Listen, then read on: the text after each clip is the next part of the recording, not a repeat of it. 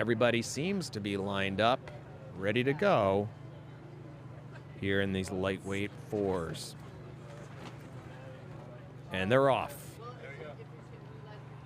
It's a nice clean start. Good push coming off from St. John's in lane 1. Tampa Prep. That relaxation that the guys had, I think, was helpful. Jim. Yeah, they're going. They're going. Yeah, LaSalle's got a good push there. But let's not forget about the speed coming out of lane 4 in McCallie. Yeah. Haverford in lane 3. I'm eager to see what pans out as we move down the race course here. See where we're at by the time we get to the first 500. Eh? Well, also, it looks like the conditions are slightly calmer. I think it'll make for a little cleaner rowing, which will make for a closer race, frankly. And it looks like their Culver had a little bit of bobble over there in lane 6, but slight course adjustment coming from McCallie. I know, that's going to hurt them a little bit. Don't want to do that. You want to be able to just stay right in the middle of that lane. Well, particularly at this section of the race, you're trying to establish yourself. The last thing you want is to spot Haverford a seat or two that you have to come back from on. Now, Haverford's looking great. Yeah, Haverford was the 1 seed in this whole event coming into yesterday. They won their heat, but their time was slower than McCallie's. Yeah, well, these two crews are going to be battling it out, but look at LaSalle right there, hanging with them and trying to show what they have as they come through the middle of this course. But this is where I think the cleaner rowing of Haverford and McCallie is going to start to pay off as you see as we get into the center of this race. Still a good rhythm from St. John's on the far right of your screen there.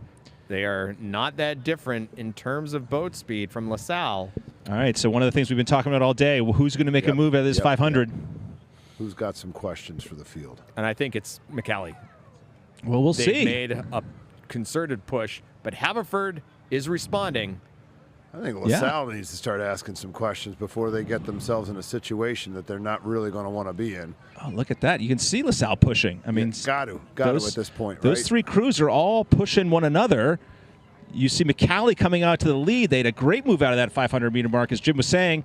And Haverford's going to have to respond because LaSalle's pushing too. So McCallie and LaSalle had a great move out of the 500, and Haverford is now finding themselves in the uncomfortable position of playing a little catch-up. Yeah. So can they respond with a move, or can McCallie build on that through this middle 500? McCallie overstroking Haverford, saying, let's go now. Yeah. This is a short race here with this much tailwind. There's no reason to keep anything in the tanks. For sure. Here they go. I kind of feel like LaSalle's almost gotten on level terms right now with Haverford as well. Credit to them. I mean, I think McCallie's looking great. And, yeah, for some reason, Haverford's just not finding that base speed there the same way these other crews are. They're getting a little bit short. Like they are. Just kind of take a look at where their blades are connecting relative to their hull. They're just getting a little bit short.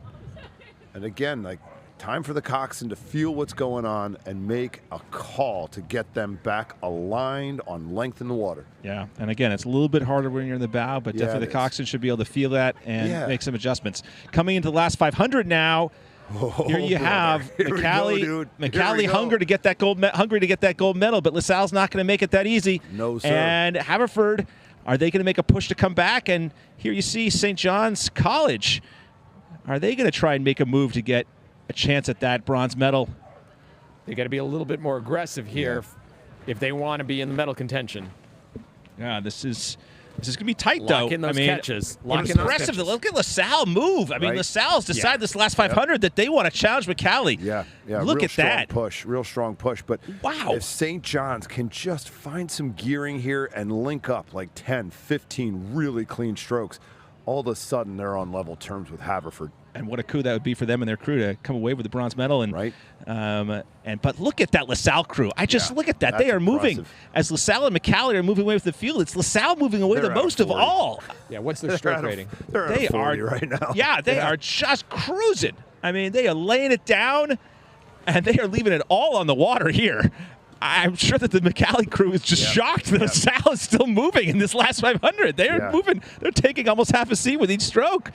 I mean, they are just slamming the door on the field here in the last 500. They've broken St. free. Wow. St. John's. So does St. John's have enough room to run down Haverford? If you are a fan that likes sprints, you are a fan of that LaSalle crew, because that LaSalle crew just showed how it's done. Uh-oh.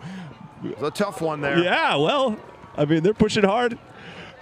With that LaSalle crew, look at that lead they opened up in the last 400 meters. They had 2 legs. They picked up 2 full legs in 400 meters. Really impressive. Wow. Looks like Haverford's going to hang on here just enough. There we go. But closer than you would have thought. Yep. Yeah. That was an impressive sprint here from St. John's College High School. Yes. That's some great rowing. But that LaSalle crew, wow, that last 500, holy smokes, that was fast. Slammed the door. That was fast. That was 2 lengths. They took 2 lengths in 400 meters in a sprint when the other crews are sprinting. Like, that is a lot. Yeah. Good for them. Good for all those crews.